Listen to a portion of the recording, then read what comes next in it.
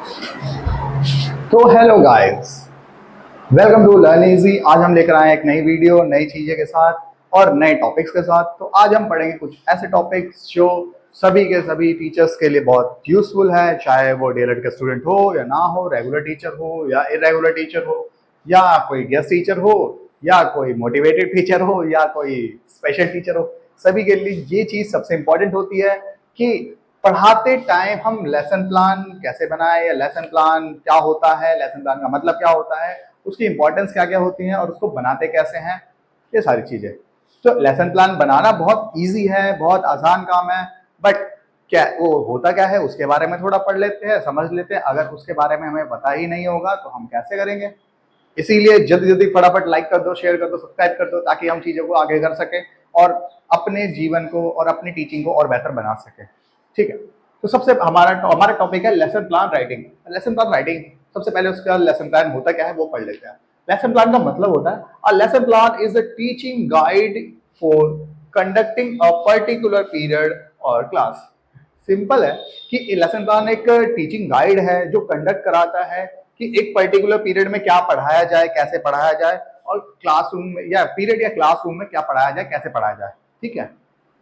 और इसमें इंक्लूड क्या क्या होता है, it includes what to teach, how to teach, and what should वो स्टूडेंट लर्न। ठीक है।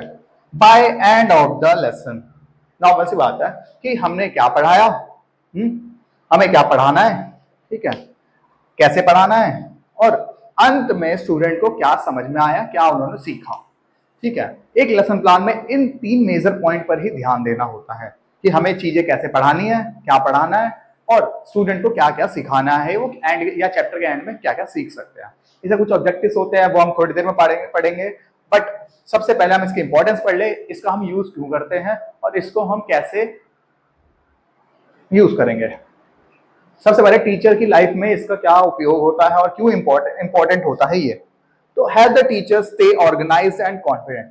टीचर कॉन्फिडेंट रहे भाई, कॉन्फिडेंट रहे, ऑर्गेनाइज रहे, एक सिस्टमैटिक तरीके से चले। ठीक है। ऐसा नहीं हो कि पहले उसने टीचिंग एड्स दिखा दिए फिर टॉपिक का इंट्रोडक्शन दे रहा है, नहीं। एक सिस्टमैटिक और एक ऑर्गेनाइज तरीके से चलना पड़ता है। ठीक है। तभी चीजें अच्छी बनती है। ऑर्गेनाइज नहीं चलोगे तो बच्चे भी सोचेंगे, बच्चों को सर के ऊपर से निकल जाएगी सारी चीजें। ठीक है। अगर मैं यहाँ पर पहले मीनिंग ना बताकर इंपॉर्टेंस बता दूं, तो आप खुद ही सोचोगे किस चीज की इंपॉर्टेंस बता रहा हूं मैं। बस बोले जा रहा हूं, पता ही नहीं चल रहा कि टॉपिक क्या है। तो सबसे पहले टॉपिक का इंट्रोडक्शन, उसका मतलब, फिर उसके बाद उसका इंपॉर्टेंस, ऐसे ही ऑर्गेनाइज तरीके से चलना होता है। ठीक है। सेकेंड है हमारे पास ensure learning objective are achieve. हमारे जो लर्निंग ऑब्जेक्टिव होते हैं, हम बच्चों को क्या सिखाना चाहते हैं, उन्हें क्या समझाना चाहते हैं और किस चीज के लिए उन्हें बेहतर बनाना चाहते हैं। ठीक है। उस ये चीज उसके जीवन में कहाँ काम आएगी, ये सारे जो हमारे ऑब्जेक्टिव्स होते हैं वो अचीव हुए कि नहीं। ठीक है। पढ़ाने के बाद make teaching systematic and time bounded. Normal सी बात है, मेक टीचिंग सिस्टमैटिक, एक सिस्टमैटिक तरीके से चलना चाहिए। टीचिंग एक सिस्टमैटिक प्रोसेस ही है। अगर मैं सीधी सी बात बोलूं, अगर एक बच्चा है जिसको मैंने पहले ही ट्रिग्नोमेट्री पढ़ा दी या पाइथागोरस थ्योरम पढ़ा दिया या कोई और सी भी जो हाई लेवल के हाई क्लास की चीजें होती है वो मैंने पहले पढ़ा दी, और फिर मैं उसकी इंट्रोडक्शन दे रहा हूँ या बेसिक्स प्लस माइनस करवा रहा हूँ, तो ऐसे तो बच्चे को सर के ऊपर से निकलेगा, बोले भाई सर मेरे को कुछ समझ में नहीं आया, मैम कुछ समझ में नहीं आया, मैं आपके पास नहीं पढ़ूंगा। नॉर्मल जो यही बोलेगा। तो हमें क्या करना है, सिस्टमैटिक तरीके से चलना है। वो सिस्टमैटिक कैसे चल सकते हैं हम, लेसन प्लान के यूज से। तो सिस्टमैटिक चलने के लिए लेसन प्लान का यूज करते हैं, इसकी इंपॉर्टेंस सही होती है। Help in evaluating student performance. Help in evaluating, student को इवेल्युएट करने में, उनका मूल्यांकन करने में बहुत ज्यादा हेल्पफुल होता है। ठीक है। उनकी परफॉर्मेंस कैसी हो रही है, वो बेहतर हो रहे हैं नहीं, अच्छी पढ़ाई में अच्छे हो रहे हैं नहीं, वो चीजों को बेहतर समझ रहे हैं नहीं। ठीक है। ये सारी चीजें उनका इवेल्युएशन करना। नेक्स्ट लास्ट है हमारे पास encourages use of teaching aids and activities. ठीक है। एनकरेज करना, टीचर्स को एनकरेज करता है ये कि वो टीचिंग एड्स का कैसे यूज करते हैं, क्या किस तरीके से करते हैं, और एक्टिविटीज किस तरीके से कंडक्ट कराते हैं। सबसे इंपॉर्टेंट और सबसे अच्छा टॉपिक है कि टीचिंग एड्स, बहुत सारे टीचर क्या टीचिंग एड्स यूज ही नहीं करते। वो देखो बाय चांस जो रेगुलर टीचर्स होते हैं वो सिंपल सी है, वो टीचिंग एड्स ज्यादा यूज ही नहीं करते, उनको पता ही नहीं होता टीचिंग एड्स होते क्या है। ठीक है। टीचिंग एड्स बेसिकली वो होते हैं जो भी आप चार्ट पेपर बनाते हो, ठीक है, मॉडल्स बनाते हो, फ्लैश कार्ड्स बनाते हो, वो सारे के सारे टीचिंग एड्स में आ जाते हैं। इसके अलावा आपकी वीडियोग्राफी हो गई, फोटोग्राफी हो गई, ठीक है, फिर उसके बाद मॉडल्स हो गए, फिर उसके बाद ऑडियो एड्स हो गए, जो भी तुम्हारे साउंड्स वॉइस नोट्स वगैरह होते हैं, हाँ, वीडियो नोट्स होते हैं, ये सारे के सारे टीचिंग एड्स में आते हैं, ठीक है। टेक्नोलॉजी का जमाना है तो थोड़ी इंप्रूवमेंट रखनी ही पड़ेगी। और फिर उसका एक्टिविटीज है, जो भी क्लास में एक्टिविटी कंडक्ट कराते हैं, चाहे वो डांसिंग की हो, फिजिकल हो, स्पिरिचुअल हो, या कॉग्निटिव डेवलपमेंट की हो, फिजिकल डेवलपमेंट की हो, किसी भी तरीके की हो, सोशल डेवलपमेंट की हो, कोई फर्क नहीं पड़ता, बस वो एक्टिविटी कंडक्ट कैसे कराते हैं वो चीजें सीखना। तो ये चीजें लेसन प्लान के अकॉर्डिंग ही चलती हैं। सभी चीज का लेसन प्लान बनता है ताकि वो चीजें सिस्टमेटिक हो, ऑर्गेनाइज्ड हो और बेहतर हो सके, ठीक है। लेसन प्लान के इंपॉर्टेंस है। अब देखिए कंपोनेंट्स क्या है। कंपोनेंट्स बेसिकली वो चीज है कि हम टीचिंग जो लेसन प्लान होता है उसमें क्या क्या हेडिंग्स होती हैं हमारी, ठीक है, किस किस के अंडर हमारे वर्क जाते हैं, क्या क्या चीजें हम इस्तेमाल करते हैं। तो सबसे पहले हमारा जनरल इन्फॉर्मेशन। जनरल इन्फॉर्मेशन वो होता है जिसमें हमारा डे, क्लास, टाइम ड्यूरेशन, और फिर उसके बाद हमारा नाम, टीचर्स का नाम, क्लास, ये सारी चीजें जनरल इन्फॉर्मेशन में आती है, ठीक है। नेक्स्ट हमारे पास आ जाए टॉपिक, हम क्या पढ़ाने वाले हैं वो टॉपिक के बारे में, टॉपिक की हेडिंग, ठीक है, वो यहाँ जाती है। फिर उसके बाद जनरल ऑब्जेक्टिव होता है। ये सारे के सारे, सबसे पहले तो ये सारे के सारे स्टेप वाइज हैं, ठीक है, ऐसे ही सीक्वेंस में चलता है। ये नहीं कि आपने टॉपिक पहले दिया, जनरल इन्फॉर्मेशन बाद में, नहीं, ये सारे के सारे ऐसे ही सीक्वेंस में चलेंगे। हमारे पास है, फिर उसके बाद है जनरल ऑब्जेक्टिव्स।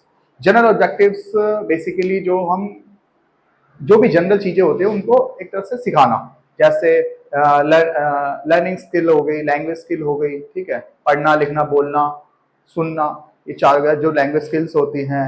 और फिर उसका उनको बेहतर बनाना, लाइफ की वैल्यू सिखाना, ये सारी चीजें। फिर उसका स्पेसिफिक ऑब्जेक्टिव। स्पेसिफिक ऑब्जेक्टिव एक तरह से तीन तरीके की होती है, नॉलेजेबल, अंडरस्टैंडिंग एंड एप्लीकेशन, ठीक है। ये तीनों के तीनों टॉपिक्स पे डिपेंड होती है कि आप टॉपिक में क्या पढ़ा रहे हो, उस चीज से बच्चों को क्या सीखने को मिलता है, ठीक है, उस बच्चे की नॉलेज में क्या गेन होगा, ठीक है, उसकी अंडरस्टैंडिंग कितनी अच्छी होगी और वो चीजों को कहाँ यूज कर सकता है, ठीक है। फिर उसके बाद टीचिंग एड्स। सबसे इंपॉर्टेंट, टीचिंग एड्स होना बहुत जरूरी है। टीचिंग एड्स से बच्चे इफेक्टिव तरीके से पढ़ते हैं, बट ये टीचिंग एड्स बनाते टाइम ये भी ध्यान रखना है कि अगर क्लास में ज्यादा बच्चे तो टीचिंग एड बड़ा हो, थोड़ा ज्यादा बड़ा और बड़े बड़े अक्षरों में लिखा हो। अगर क्लास में कम बच्चे हैं, ठीक है, जैसे 10 हो गए, 20 हो गए, 25 हो गए, तो उनमें क्या करना है, आपको थोड़ा सा छोटा ही बनाओगे तो चल जाएगा, क्योंकि बच्चों को क्लैरिटी से दिखना चाहिए। अब जो ज्यादा बच्चे होते हैं तो थोड़ी दूर दूर बैठे होते हैं, तो इसीलिए उनके हिसाब से बनाना चाहिए। फिर उसके बाद है previous knowledge check. Previous knowledge check करना सबसे इंपॉर्टेंट है। अगर कोई भी टॉपिक आप पढ़ा रहे हो उसकी कुछ प्रीवियस नॉलेज क्वेश्चंस होते हैं, वो पुट अप कर सकते हो, पूछ सकते हो बच्चों से, ताकि बच्चों ये भी पता लग जाए कि बच्चों को कितना आता है, ठीक है। फिर उसके बाद इंट्रोडक्शन। फिर उसके बाद इंट्रोडक्शन यहाँ से शुरू होता है। पहले ही इंट्रोडक्शन, बहुत टीचर्स क्या करते हैं, जाते इंट्रोडक्शन दे दिया, हाँ भाई, now is the name of person, place और थिंग, नाउ यहाँ इस्तेमाल होता है, नाउ यहाँ। ऐसे नहीं करना, पहले उनसे पूछो कि उनको क्या क्या पता है, ठीक है। फिर उसके बाद इंट्रोडक्शन आती है। इंट्रोडक्शन देने के लिए आप उसमें उसकी डेफिनेशन बता सकते हो, या तो डायरेक्ट आप क्या कर सकते हो, डिडक्टिव मेथड से। डिडक्टिव मेथड, इंडक्टिव मेथड, दो मेथड हैं आपके पास। या तो पहले तो क्या कहते हैं, डेफिनेशन दे दो, फिर उसका एग्जाम्पल दे दो, ठीक है। या तो पहले एग्जाम्पल दे दो ताकि वो खुद ब खुद डेफिनेशन के तक पहुंच जाए, ठीक है। दो तरीके होते हैं, और भी तरीके होते हैं, बट ये दोनों ज्यादा इफेक्टिव होते हैं। फिर उसके बाद प्रेजेंटेशन। प्रेजेंटेशन में आप बच्चों को टॉपिक वाइज क्या पढ़ाते हो, जैसे सबसे पहले तो मैंने उसकी डेफिनेशन बता दी, फिर एग्जाम्पल बता दिए, फिर टाइप्स बता दिए, उनको एक्सप्लेन कर दिया, ये सारी चीजें। फिर उसके बाद है black board work. Black board मतलब जो बोर्ड पे आप काम करवा रहे हो वो होना चाहिए। सबसे इंपॉर्टेंट इवेल्युएशन, ये भी बहुत इंपॉर्टेंट है कि अब बच्चों को आपने पढ़ाया क्या वो कैसे पता लगेगा। इवेल्युएट करो बच्चों को। इवेल्युएट का मतलब ये नहीं कि सिर्फ मेंटल डेवलपमेंट, सोशल डेवलपमेंट नहीं, उनसे क्वेश्चन पूछो, ठीक है। जो छोटे छोटे टेस्ट होते हैं ना, ओरली कोड टेस्ट होता है, ये होता है इवेल्युएशन। ओरल टेस्ट ले सकते हो आप उनका, ओरल टेस्ट, ओरल टेस्ट ले लो, डिबेट करा लो, बच्चों से ही पूछ लो, डिस्कस कर लो, ये सारे के सारे इवेल्युएशन के तरीके हैं, ठीक है। फिर उसके बाद लास्ट में होमवर्क दे दो और इसी प्रोसेस को कंटिन्यूअसली करते रहो। नमस्कार, ठीक है। एक क्लास में करा, दूसरी क्लास में, सारे के सारे लेसन प्लान ऐसे ही बनते हैं। यही कंपोनेंट्स होते हैं उनमें, यही सारे के सारे की पॉइंट्स होते हैं जो यूज होते हैं, इसके अंदर इंफॉर्मेशन होती है, वो आप अपने तरीके से मॉडिफाई करके अगर वो भी सही रखना है। ऐसा नहीं कि आप जनरल ऑब्जेक्टिव में स्पेसिफिक डाल रहे हो, स्पेसिफिक वाले में टीचिंग एज, प्रीवियस नॉलेज में आप इवेल्युएट कर रहे हो। तो ये थे हमारे पास टॉपिक्स। अब हमारे पास कुछ की पॉइंट्स हैं, ठीक है, उन चीजों को ध्यान रख के या उन चीजों को आप अप्लाई कर सकते हो। जैसे सबसे पहले तो आपकी बोर्ड की राइटिंग क्लियर हो, ठीक है, मेरी थोड़ी सी नहीं है पर आप रखना। और फिर उसके बाद आपको क्या करना है, आपके जो विजुअल एड्स होंगे, जो भी चार्ट्स वगैरह होते हैं, ठीक है, चार्ट्स वगैरह होते हैं, प्रोजेक्टर के होते हैं, प्रोजेक्टर की वीडियोस होती है, तो उनको क्या करना है आपको एक एक तरह से सिस्टमैटिक तरीके से चलाना है और एक उनसे रिलेट करे, ठीक है। ऐसा नहीं कि आपने मूवी दिखा दी तारे जमीन पर, आप पढ़ा रहे हो क्या फिजिकल डेवलपमेंट, ठीक है। थोड़ा उस चीजों से रिलेट करे, ठीक है, चार्ट्स वगैरह रिलेट करे। और फिर उसके बाद आपको हो सके तो विजुअल एड्स प्रोजेक्टर वगैरह यूज कर सकते हो अगर हो सके तो, और आप चार्ट्स भी यूज कर सकते हो, ठीक है। और फिर उसके बाद बच्चों की कंपैटिबिलिटी और मेंटल लेवल के अकॉर्डिंग ही सारी चीजें करनी है, और सिलेबस के अकॉर्डिंग थोड़ा चलना होता है, बट फ्लेक्सिबल तरीके से, फिक्स नहीं कि जो रास्ता दिखाया है वही करना है। रास्ता एक ही होता है, जाने के नजरिए बहुत होते हैं, तो ठीक है। तो आप अपने तरीके से चलो, बच्चों को बेहतर बनाओ, क्योंकि आप एक अच्छे टीचर हो, ठीक है। अपने आप पे डाउट मत करो, बस सीखते रहो। ऐसा नहीं कि तुम परफेक्ट हो, मैं परफेक्ट हूं या कोई और परफेक्ट है, कोई परफेक्ट नहीं होता, धीरे धीरे करके सीखता है। तो इन चीजों को फॉलो करो और लेसन प्लान बनाओ और बच्चों को अच्छे से पढ़ाओ। तो ठीक है, मिलते हैं अगली वीडियो में।